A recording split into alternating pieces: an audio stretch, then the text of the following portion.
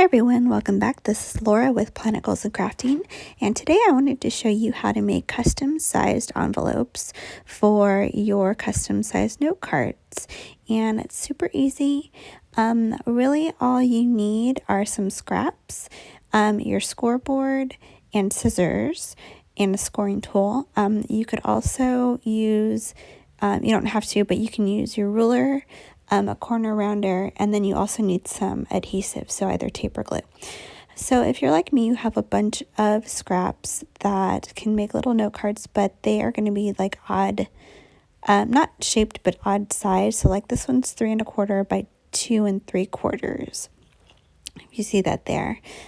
Still usable as a note card. And if you have an envelope punch board, you can always use it, but if you could see that there really isn't a size that matches up really good with, every size.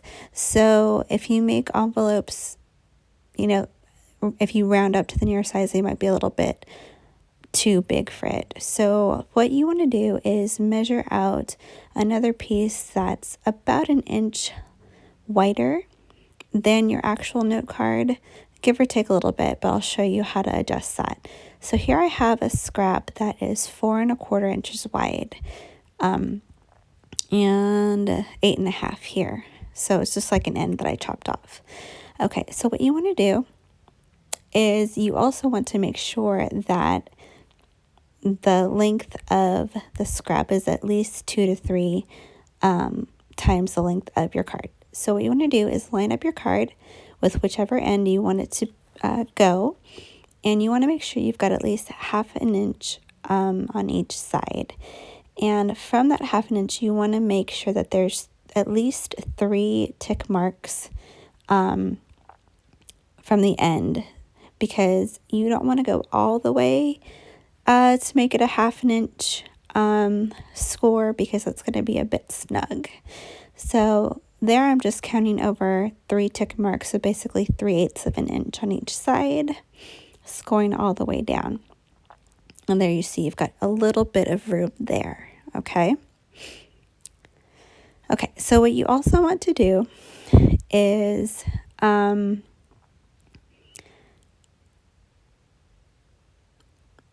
you want to make sure you've got it lined up kind of in the center, but enough to fold over one end over another. We're probably going to cut off a little bit of it here at the end, so just kind of eyeball it. You can always adjust the flaps as long as they fold over each other. So again, you want to go at least one tick mark over from the top and bottom sides so that it's not too snug. Okay, so there you go. You've got all your scoring there. All right, so what we want to do is we want to cut out some pieces. So we're going to cut out the top and the bottom, and at the bottoms we're going to miter in at those bottom corners to make an angle so that those sides fold over just enough and there's really not too much bulk or anything in the way. So I'm just eyeballing it.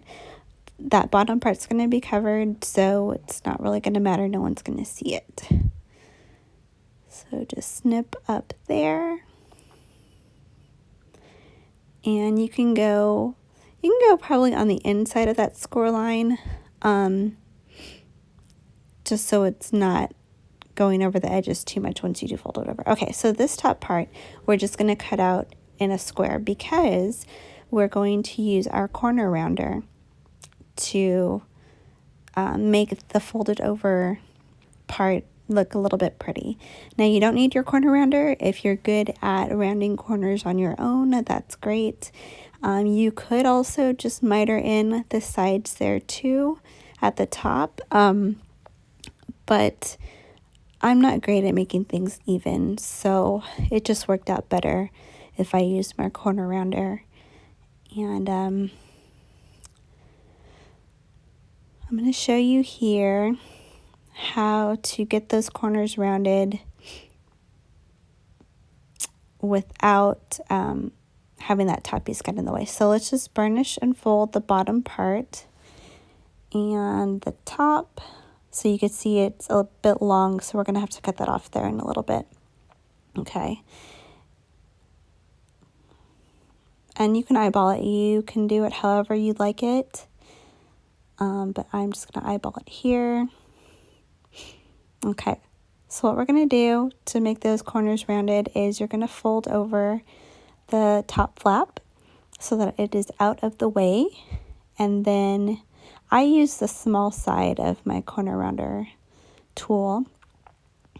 But there you could see, nice and cleaned up. And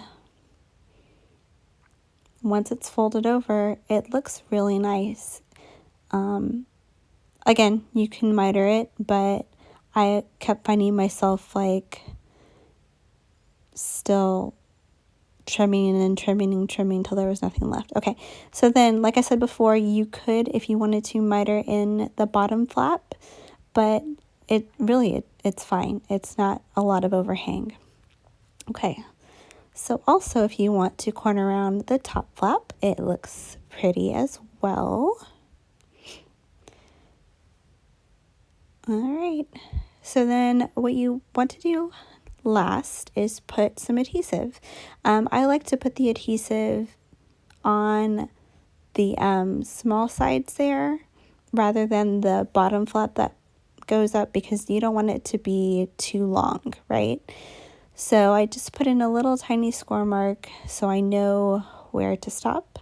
I like using a tape runner here, but if you're going to use that, just make sure that it's not wider than the little flap that it's going over, because then your tape's going to get on the inside of your envelope and that wouldn't be good.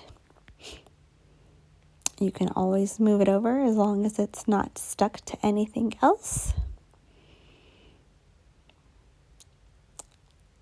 So there we've got the two sides.